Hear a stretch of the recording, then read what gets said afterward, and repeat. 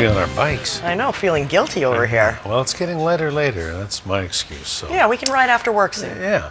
All right, hockey news, but let's talk basketball first. Yeah, a little basketball, Hudson. Imagine this. You're hosting the biggest college basketball tournament in the province for the first time in almost 2 decades.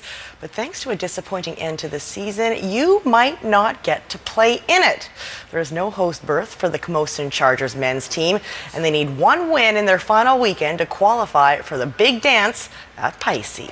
Multiple chances to wrap this up. Yeah, I mean... Well, usually the Gatorade shower is reserved for after a big win, but the Camosun Chargers made an exception for Jordan Alvidal. The third-year point guard out of Stellies has put the team on his back this year. There's no ordinary year for Camosun basketball. It's the first time in 19 years that they're going to host the BC tournament, and a prime opportunity to show off their impressive home court at Pisces. However, all this hype, hoops, and home court advantage goes down the drain if they don't beat either Kwantlen or Columbia Bible College this weekend.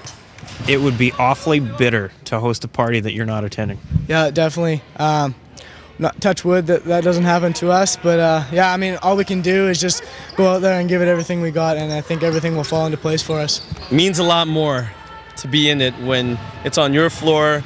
Chargers logos all over here, our fans are here, and it's the first time in 19 years Camosun's hosted it. So we're absolutely looking to be in it. Well, as for Alvidal, he's the only Charger to crack the top 10 of any statistical category, 8th in scoring and 2nd in assists in the Pac West. He is the undisputed leader on a squad that admittedly doesn't play the flashiest brand of ball. We've been kind of a blue-collar team, which is kind of different from everybody. We just kind of play our pace, which is a little bit slower, grind out the win. We just do it, chug away, and do what we can.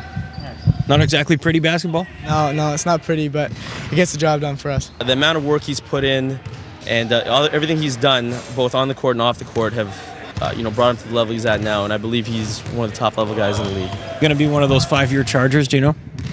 One could only hope. The playoffs are already underway on the high school hardwood. St. Mike's University School playing host to the AA Lower Islands. The tournament tipped off this afternoon with Lambrick in the light jerseys facing Sault Edward Milne Community School. Lambrick has to be considered one of the favorites at the tourney. They are the top-ranked seed in the city, and they have 6'10", grade 11 forward Matt Neufeld to provide points and clean up below the bucket. But the talent pool is deep at this tournament. No telling which 4 teams will be moving on to the Island Finals. It's actually it's a bit of a loaded field, to be honest, because I got Mid-Island number 1 is Brentwood College. They're the number 2 ranked AA team in the province.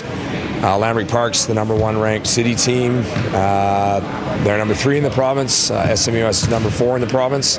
And a very, very capable Shawnigan team, as well as Gulf Islands. They fringed the the top 10 in the honorable mentions. The Island AA zone this year is extremely deep. Double knockout format. The tournament runs through the weekend. Saturday afternoon at 5 p.m. will be the finals. Well, Victoria Royals forward Logan Nelson has missed the last 22 games with a lower body injury, but he could be ready to return to the lineup tomorrow night in Red Deer. Could have used his skilled hands last night in Cranbrook. The Royals' 5-game winning streak was snapped by the Kootenay Ice. Patrick Polivica has made some spectacular saves this season. This, however, would not be one of them. I'm sure you never saw that. 1-0 Kootenay on an ugly goal in the first period. Second period, the lead will double. Courtesy of Sam Reinhardt, son of Paul Reinhardt, brother to Griffin. He's expected to go high in the 2014 draft, and he provided the winner in an ugly night for the Victoria Royals. 5-1 the final as things boiled over in the third. Even worse, the Spokane Chiefs also won last night, meaning the 2 teams are tied for 4th in the Western Conference. Royals actually outshot the Ice 31-28. Well, Ryan Kessler is set to make his 2013 debut as early as tomorrow. The Canucks center practiced at full strength with his teammates today. Now, Kessler wouldn't say for sure if he would be in the lineup against Dallas, but coach Alain Vigneault said Kess is cleared to play. Corey Schneider is getting the nod in net. And while one center is set to return to the lineup, another one will be out indefinitely.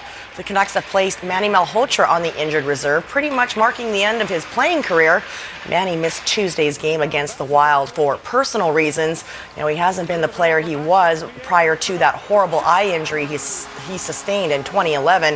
GM Mike Gillis says he's been monitoring Malhotra's progress for some time and feels he hasn't been able to adapt sufficiently and that Manny is at a risk on the ice. I agreed that he could have the summer to train, and I was going to give him a period of time this year, and if things didn't change, I was going to have this conversation with him, and I felt that I observed and watched. We watched him every day, and I didn't feel that there had been a change, and I felt that he was at risk. That was a really difficult decision for all of us. It's going to be difficult for Manny. It is difficult for him, but I took it out of his hands, and you know, I wasn't going to move forward the way it was going. Unfortunate way to see his career end, but he is going to stay with the Canucks, and he's going to take on some kind of role, and they also say that they would consider having him as part of the staff. He's such a good mentor. He's, you know, he wasn't just a face-off specialist, but he also, you know, provided so much leadership and character to that dressing room. So Good guy, too, when he was here for the Courtney Classic. he was a That's very fun. nice man. Yeah. So All right, man, thank you. you're welcome.